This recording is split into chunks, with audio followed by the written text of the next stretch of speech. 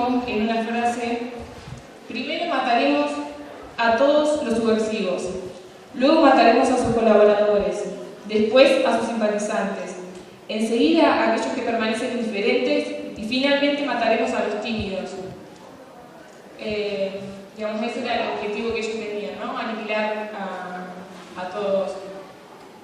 Muy ilustradora también resulta la propaganda oficial que se utilizaba en ese momento, donde lo que se trataba era de instaurar el miedo en la sociedad.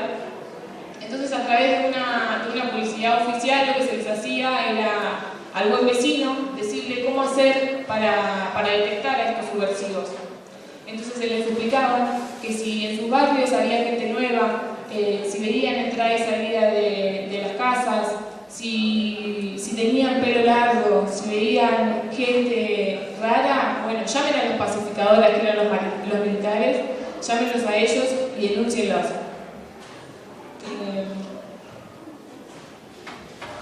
El objetivo de este denominado proceso de reorganización nacional fue lograr la seguridad nacional, ¿no? Esta doctrina de la seguridad nacional, tan conocida por los pueblos de nuestra América, sirvió para cometer violaciones masivas y sistemáticas a los derechos humanos.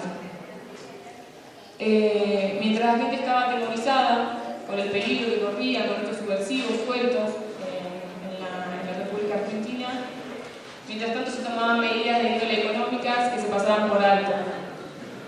Durante la época de los militares, ¿no? De 1976 a 1983, la deuda externa argentina se sextuplicó y no se puso un peso en gasto público, ¿no? Este dinero era entregado a aquellos amigos, grandes sectores económicos y poderosos de la dictadura, que justamente el dinero lo metían en el extranjero. O sea, ellos sirvieron como una herramienta a los intereses de los grandes sectores económicos. Para hacer un paralelismo, ¿no? En aquel momento existía el fantasma del subversivo. Hoy en Argentina también tenemos un fantasma que es el de la inseguridad. Hay una gran ola mediática y política tratando de aportar políticas públicas al tema de la seguridad, que lo único que hace es estigmatizar al pibe de Borra, al pibe de las villas, al pibe del barrio, y a través de ellos es a través de quienes se va. Para mencionar brevemente, antes de introducirme en la última dictadura militar del 76, el último terrorismo de Estado, años anteriores, en el 74 y en el 75, tuvimos casos de paramilitarismo también, como es el caso de la AAA, Alianza Anticomunista Argentina, y la CNU, la Concentración Nacional Universitaria, que bien hacía referencia al compañero de Venezuela unos días atrás en su introducción. Digamos, los métodos eran similares: hacer un trabajo de inteligencia, infiltrarse en las asambleas estudiantiles, en las asambleas sindicales, en los barrios, determinar cuáles eran los sujetos peligrosos, los estudiantes, referentes universitarios y sindicales, luego secuestrarlos, torturarlos y finalmente matarlos, ¿no? En el año 1975 se crea un consejo de defensa, un año antes del golpe. Este consejo se da una estrategia para dividir el país en distintas zonas y así tener un trabajo más prolijo y ordenado para realizar su trabajo de inteligencia. Esto se dividió en 5 zonas, en 19 subzonas, en 117 áreas que facilitaban justamente el manejo de la información, el conocimiento del territorio, las operaciones y la persecución en sí misma. Pero cuando las Fuerzas Armadas se dieron cuenta que la utilización de los paramilitares no alcanzaba para realizar sus objetivos, decidieron tomar ellos el control y desplazar o reciclar aquellos recursos de estos procesos paramilitares. Entonces, este último terrorismo se caracterizó justamente por un poder represivo de exterminio y persecución, que si bien fue similar en varios países del mundo por medio del Plan Cóndor, en Argentina tuvo un matiz bastante desconocido hasta ese momento, digamos. Como les decía, nos dejó un saldo de 30.000 compañeros Jorge Rafael Videla, dijo también una frase que se la traigo, era teniente general del ejército argentino, y dijo: no están ni vivos ni muertos, están desaparecidos, ¿no? Como si esas personas, esos compañeros, nunca hubieran estado, nunca hubieran existido y nunca volverían a existir. Los lugares en los cuales se organizaban y que hubieron miles en nuestro país eran centros clandestinos de detención y tortura, que se llamaban de acuerdo al lugar en el cual estaban ubicados. Por ejemplo, en la ciudad de La Plata, un centro clandestino de detención y tortura era la comisaría Quinta, o de acuerdo al lugar, como era el Pozo de Arana, el Pozo de Banfield. Y también nombres cívicos, ¿no? Yo soy abogada y trabajo en crímenes de lesa humanidad en la Argentina, y actualmente estaba transcurriendo en La Plata un juicio que se llama La Cacha, por un centro clandestino de detención en La Plata que funcionaba en lo que era la transmisora de Radio Provincia. Y que justamente los militares le pusieron La Cacha haciendo alusión a un dibujito animado que estaba en ese momento, que tenía una bruja que hacía desaparecer gente. Esa bruja se llamaba la bruja Cachabacha.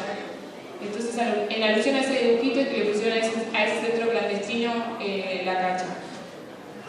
Los operativos que se realizaban intervenían las distintas fuerzas, de acuerdo a las zonas que ellos habían organizado.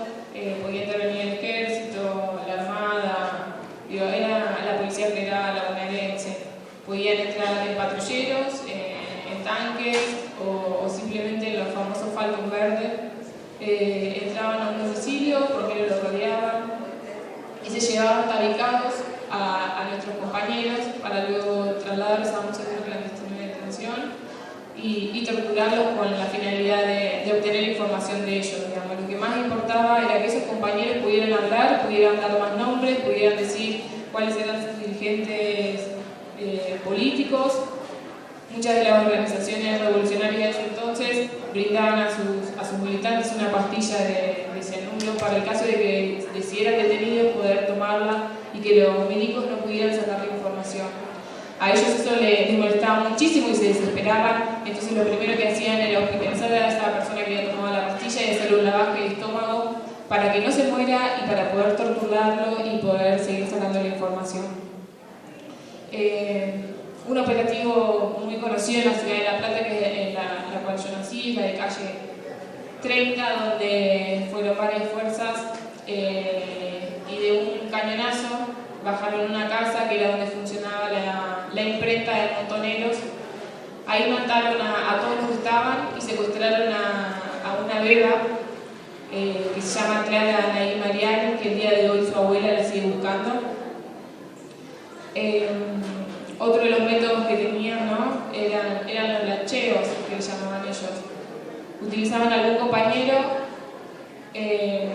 lo sacaban a pasear en algún auto y le decían que si no señalaba la casa, que si no señalaba al compañero o la compañera que estaban buscando, iban a seguir torturando, iban a matar muy cruelmente y dolorosamente a otro compañero que estaba detenido con él. Entonces ponían a esos compañeros en esa situación de tener que elegir entre la vida de uno o de otro.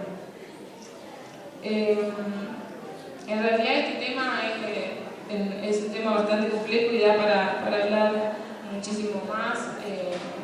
También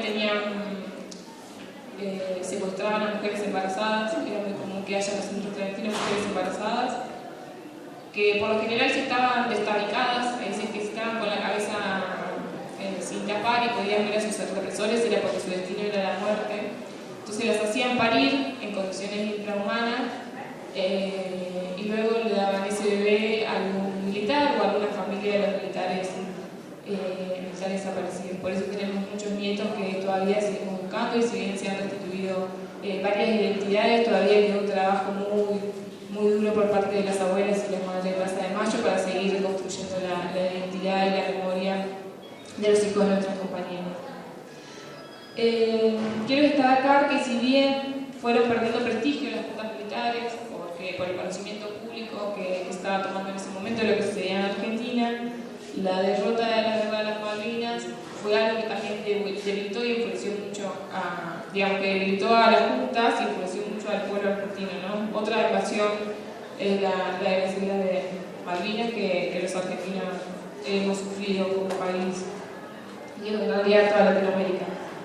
En el año, después de este desprestigio pasamos a la democracia en el año 83 con el presidente Alfonsín. En el año 85 vinieron el juicio a las justas.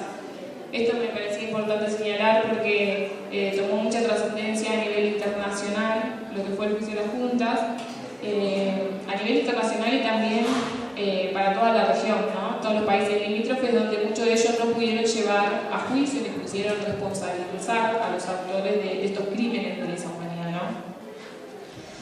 Por primera vez en la historia mundial, entonces, un grupo de dictadores debieron comparecer ante los tribunales de su propio pueblo que los juzgó por sus crímenes. Y este juicio se realizó en el mismo país de los acusados, con las leyes del propio país, con fiscales, abogados y jueces compatriotas. Entonces, en este sentido, fue importante el juicio de las juntas en el 85. Pero enseguida, posterior a eso, aparecieron las leyes de obediencia debida y punto final en el año 86-87.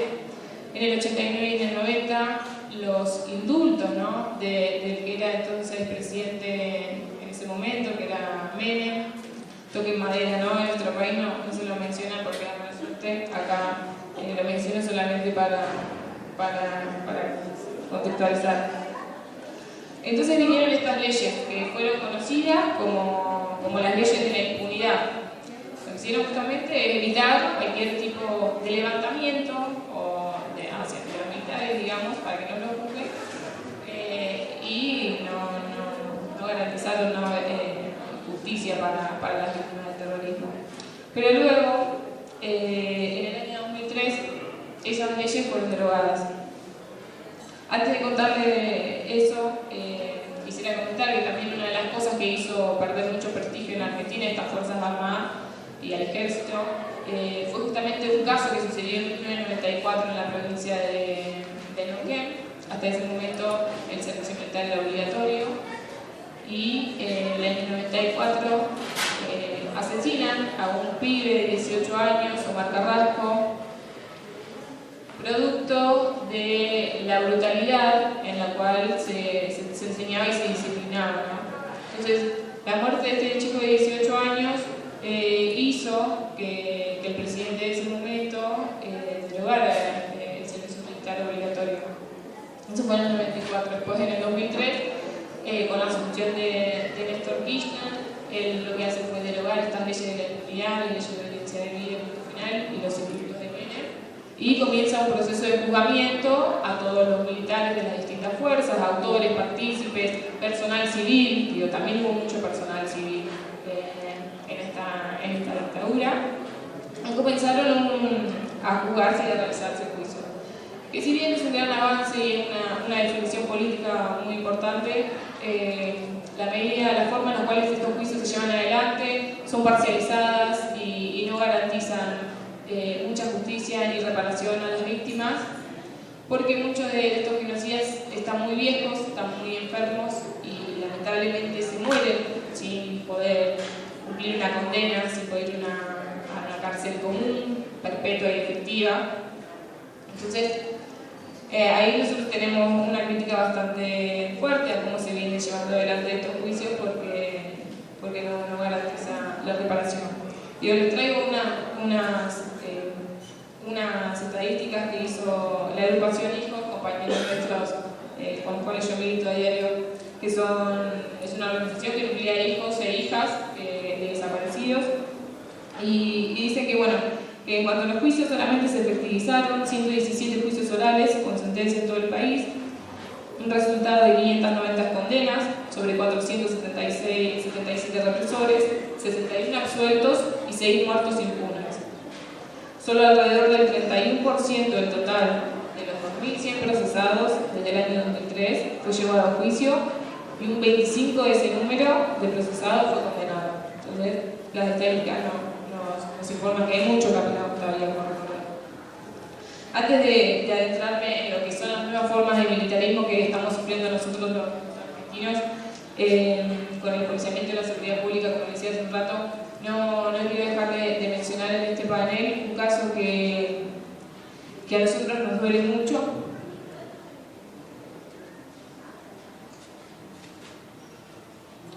Que es el caso de el compañero Jorge Julio López, que está acá.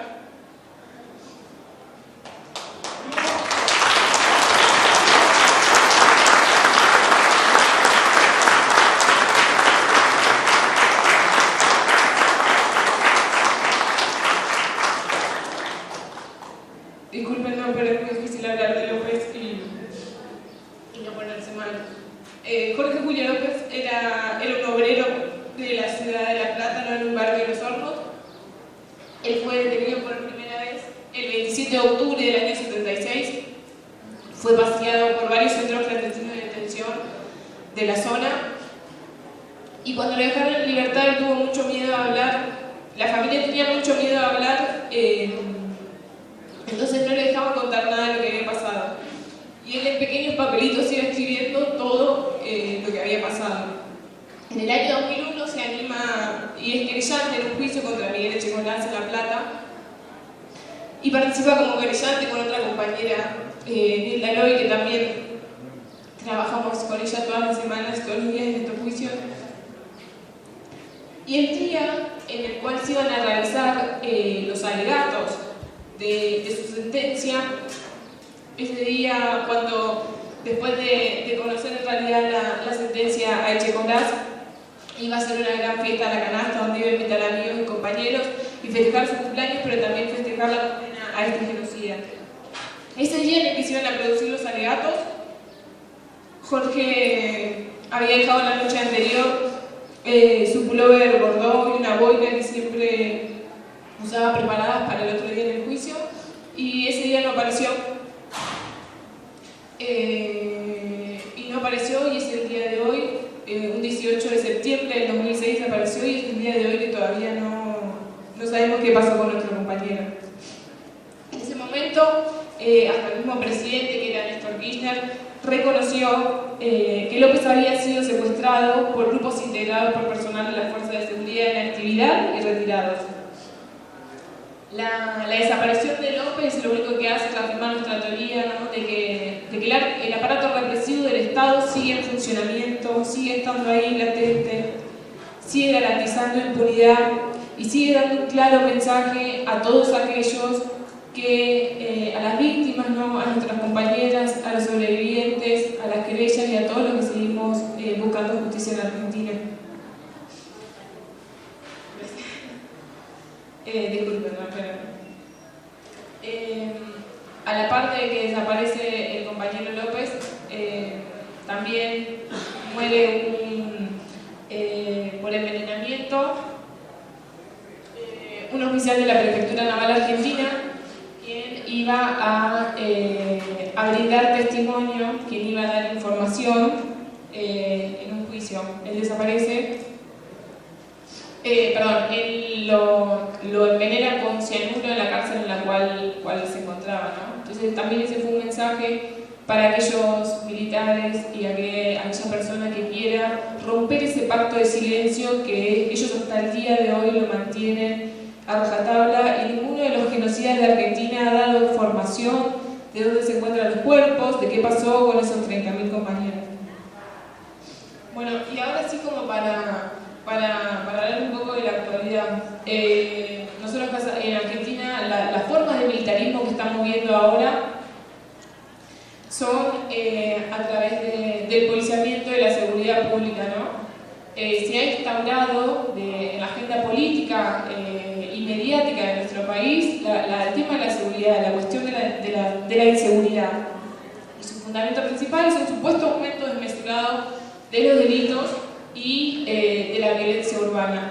Entonces, para esto, la solución que el Estado provincial ha encontrado es recetas viejas que nunca han funcionado, digamos, y que desde el aumento de policías en la calle, el endurecimiento de las leyes penales y procesales, la construcción de nuevas cárceles, operativos de control específico y cada vez más adentrados en los territorios marginales, en los sectores populares, las villas miserias.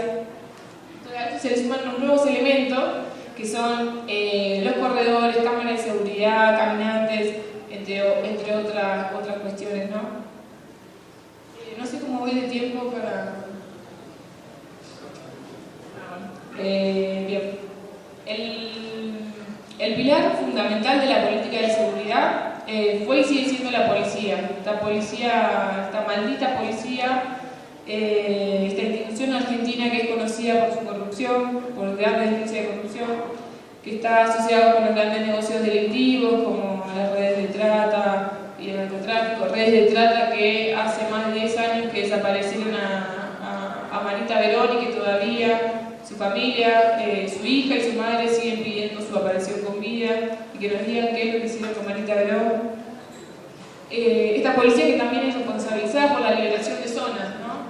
Libera zonas y hace unos años, producto de eso, una patota ferroviaria aniquiló a un compañero, mató brutalmente a un compañero, un militante nuestro, Mariano Ferreira, producto de la complicidad que tiene esta policía con estas patotas sindicales, burócratas y que nada tienen que ver con los trabajadores.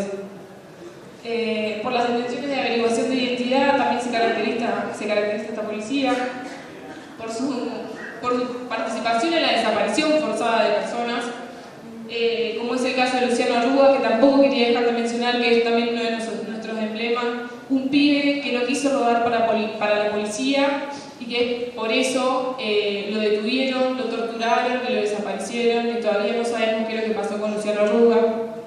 Entonces, esta es la policía, digamos, esta es la solución que nos dan, ¿no? Más policía, este tipo de policía. Ahora también en mi provincia se sancionó un decreto en el cual se dio mucho presupuesto para cuestiones de seguridad, que fue armas, chaleco antibalas, se volvieron un montón de policías que estaban retirados, ahora volvieron al servicio y se utilizó un presupuesto muy elevado, ¿no? Un presupuesto que cuando los docentes de todo el país estaban reclamando por un salario digno no había, pero sí para poner mano dura en la Argentina. Comento rápidamente la cuestión de la criminalización de la protesta social. Allá en el año 2011 se sancionó una ley antiterrorista que tenía un término muy amplio de lo que era el terrorista. Digo, todos nos pusimos en nuestras redes sociales y Facebook pilares terroristas, porque digo, todos éramos terroristas de acuerdo a esta ley. Cuando uno va a tipificar un delito en un código penal, tiene que especificar bien claro cuál es la actitud, cuál es el hecho delictivo que se está juzgando, ¿no? Y este término era muy amplio y todos podíamos ser terroristas, ¿no? Cualquier persona que se manifestara en contra del Estado podía ser un terrorista. Ahora, hace poco, a raíz de la presidenta, pidió en el inicio de las sesiones extraordinarias, ella pidió que se realice una ley para regularizar la protesta social. Entonces, uno de sus diputados ya ha presentado un proyecto donde lo que hace es regularizar la protesta y nos dice cuáles manifestaciones son legítimas y cuáles son ilegítimas. Y antes de nosotros ir a cortar la calle, cortar la ruta o realizar cualquier tipo de manifestación, tenemos que pasar por una comisaría 48 horas antes y decirle a la policía, que es la que nos va a definir, que vamos a hacer una manifestación y que nos digan si es legítima o no. Una cuestión que es un claro ejemplo del posicionamiento que ha tomado el gobierno en torno a esto. El gobierno de Néstor y de Cristina, cuando se unieron, tenían una política de tolerancia a la manifestación de las protestas sociales. Se caracterizó justamente por no reprimir. Digo, en el último tiempo eso ha cambiado rotundamente y su visión sobre la protesta social ha cambiado y estos son los claros ejemplos de ello. También como en todos los países de Latinoamérica donde se instauran los multinacionales, tenemos multinacionales, luchamos a diario contra la Barricol, contra Chevron, contra Monsanto. Acá les traía detallado uno de los ejemplos, ¿no? Pero ya no me queda mucho tiempo. Solamente mencionar que estas fuerzas actúan con fuerzas de choque, que la integran personas que son tratadas y no tratadas justamente por estas grandes empresas.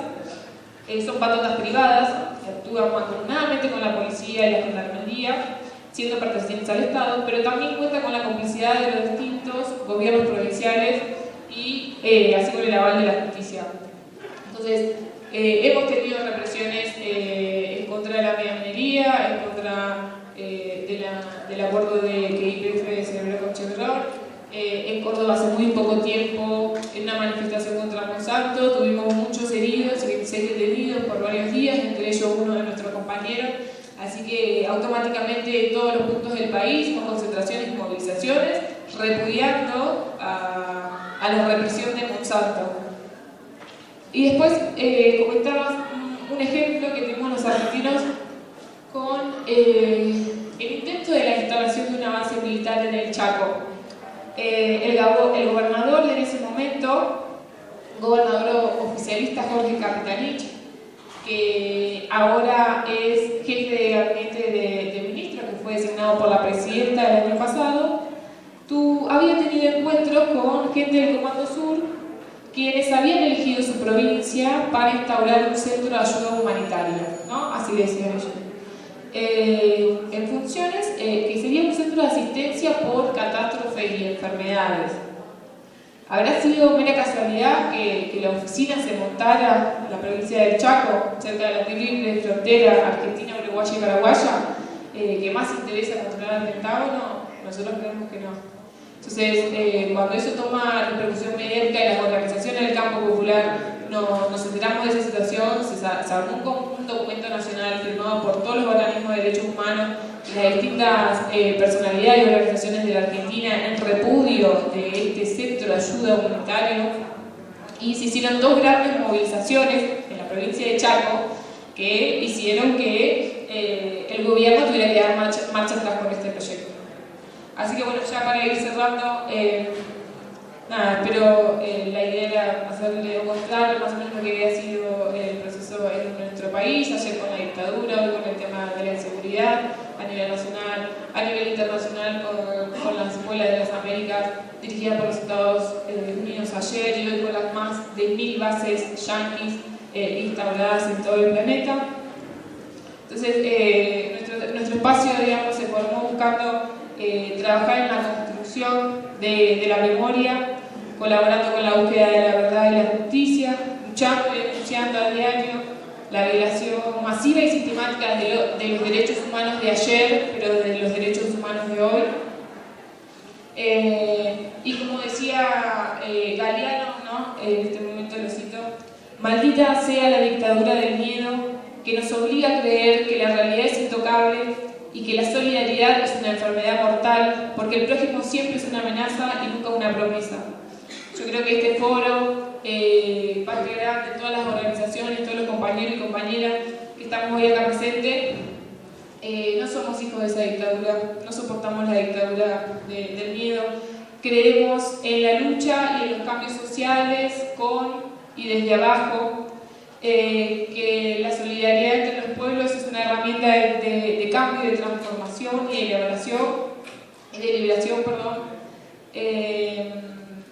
y aunque padezcamos, digamos, el militarismo y paramilitarismo, distintas medidas y con realidades completamente distintas en cada uno de nuestros países, no seremos silenciados ni derrotados ni vencidos. Y como dijo el comandante, que lo extrañamos mucho también, y que seguramente es por él que hoy estamos acá y que de alguna forma también está acá. Aquí no se rinde nadie, no nos han derrotados, venceremos, compañeros.